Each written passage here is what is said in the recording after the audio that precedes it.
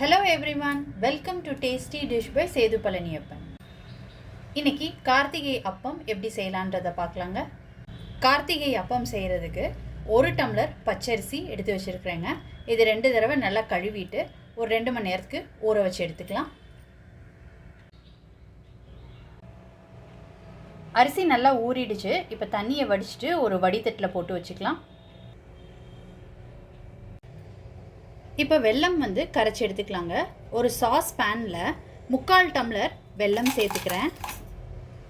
எந்த டம்ளரில் அரிசி எடுத்தோமோ அதே டம்ளரில் 3/4 டம்ளர் வெல்லம் போட்டிருக்கேங்க. நீங்கள் உங்கள் ஸ்வீட்டுக்கு ஏற்ப கூடவோ குறைச்சோ பார்த்து போட்டுக்கோங்க. வெல்லம் கரைச்சி எடுத்துக்கிறதுக்கு 1/4 டம்ளர் தண்ணி சேர்த்துக்கிறேங்க. பாகுபதம்லாம் பார்க்க வேண்டாம், கரைச்சி எடுத்துக்கிட்டால் போதும். வெல்லம் கரைஞ்சதுக்கப்புறம் வடிகட்டி எடுத்து வச்சுருக்கிறேங்க. இது ஆறட்டும். தண்ணியெல்லாம் நல்லா வடிஞ்சதுக்கப்புறம் அரிசியை ஜாரில் சேர்த்துக்கிட்டு இருக்கேங்க. இப்போ இதை பல்ஸ் மோடில் சுற்றி எடுத்துக்கலாம். இந்த மாதிரி சுற்றி எடுத்துக்கிட்டதுக்கப்புறம் இதில் 2 டேபிள் ஸ்பூன் தேங்காய் சேர்த்துக்கிறேன். ஏலக்காய் 2 சேர்த்துக்கிறேன். இதை ஒரு தடவை சுற்றி எடுத்துக்கலாங்க. தேங்காய் ஏலக்காய் போட்டு ஒரு தடவை சுற்றி எடுத்துக்கிட்டாச்சுங்க. இப்போ இதில் சின்ன சைஸ் ஏலக்கி வாழைப்பழம் 1 சேர்த்துக்கிறேங்க.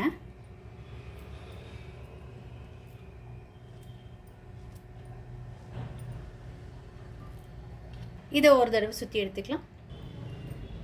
வெல்லம் கரைச்சி வச்சுருக்கிறது ஆறுனதுக்கப்புறம் கொஞ்சம் கொஞ்சமாக சேர்த்துக்கிட்டு இதை அரைச்சிக்கலாங்க.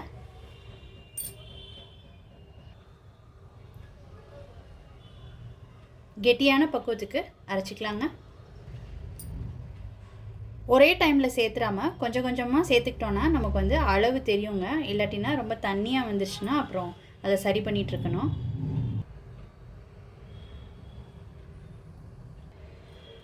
வெல்லம் கரைச்சதை எல்லாத்தையும் சேர்த்து இந்த மாதிரி அரைச்சி எடுத்துக்கிட்டாச்சுங்க. இப்போ இதில் ஒரு பிஞ்ச் உப்பு சேர்த்துக்கிறேன். அரைச்ச மாவு ரொம்ப திக்காக இருக்குது. இப்போ நம்ம தண்ணி சேர்த்துக்கலாங்க. தண்ணி சேர்த்து கன்சிஸ்டன்சியை அட்ஜஸ்ட் பண்ணிக்கலாம். இப்போ கொஞ்சமாக தண்ணி சேர்த்துக்கிறேன்.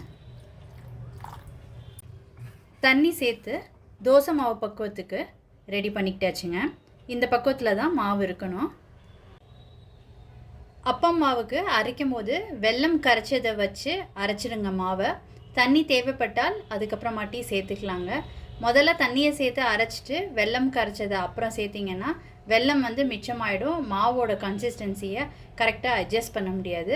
அதனால் வெல்லம் முதல்ல சேர்த்து அரைச்சி எடுத்துக்கிட்டு தேவைப்பட்டால் தண்ணி சேர்த்து இந்த மாதிரி பக்குவத்துக்கு அரைச்சி ரெடி பண்ணி வச்சுக்கோங்க.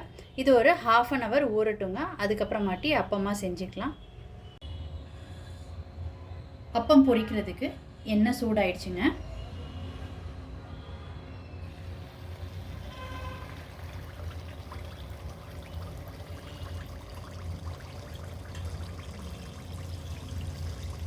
உடனே திருப்பி விடாதீங்க.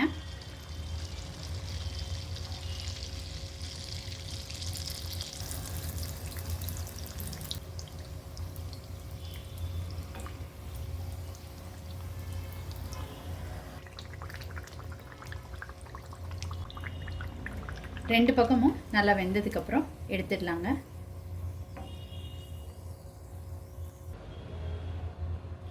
அடுத்து அப்பம் ஊற்றிக்கலாங்க.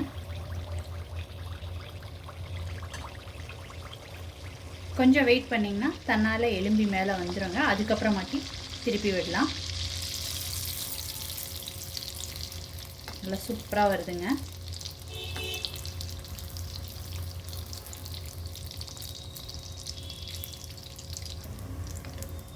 இப்போ திருப்பி விட்டுக்கலாம்.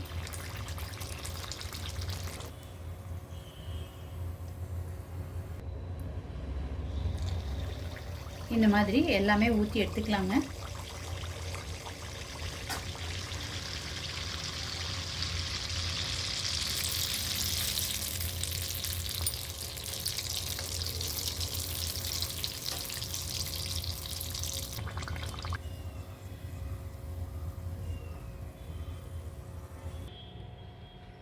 கார்த்திகை அப்பம் ரொம்ப சூப்பராக ரெடி ஆகிடுச்சுங்க. நீங்கள் இந்த ரெசிபி கண்டிப்பாக ட்ரை பண்ணி பாருங்கள். ட்ரை பண்ணிவிட்டு உங்களோட கமெண்ட்ஸை சொல்லுங்கள். உங்களுக்கு இந்த ரெசிபி பிடிச்சிருந்துச்சுன்னா லைக் அண்ட் ஷேர் பண்ணுங்கள் உங்கள் ஃபேமிலி அண்ட் ஃப்ரெண்ட்ஸ்க்கு. Tasty dish by Sethu Palaniappan சேனலை சப்ஸ்கிரைப் பண்ணுங்கள்.